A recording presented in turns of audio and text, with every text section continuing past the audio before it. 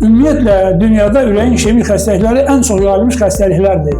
Ölümün səbəbinə görə də, statistik məlumatlara görə də dünyada bütün xəstəliklər içində birinci yer tutur. Birinci, əgər ev şəraitində sənsinizsə də, ev şəraitində bu iş olursa, hadisə baş verirsə, rahatlıq lazımdır.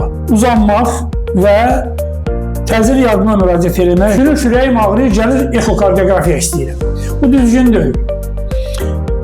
Yəni, ürək xəstəliklərinin müalicə məsələsində onun müayinə prinsipləri var. Birinci etap həkimin baxmağıdır, anamnez toplamağıdır və orientasiya üçün həkim bilir, nə edir. Bunlardan məsəl üçün əsası qalxana bənzər vəzin funksional pozğunluqlarıdır. Hətta mədə yarası özü də ürəkdən narahatçılıq yaradır. Hətta öd daşı birdən-birə infarkt mənzərəsi verir. Kardioid angiografiya olur və orada müəyyən olunur ki, hansı damar, neçə faiz tutulur.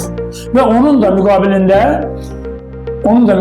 həkimlər, deməli, ya koronar angiografiyanı icra edən həkimlər, ya da kardioloqlar qərar qəbul edirlər ki, necə müalicə getməlidir. Konservativ müalicə, ya stent qoyulmaq məsələsi, ya da açıq əməliyyat məsələsi.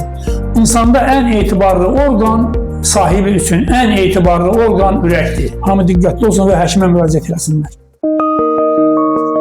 Medilife, etibarın və sağlamlığın ünvanı.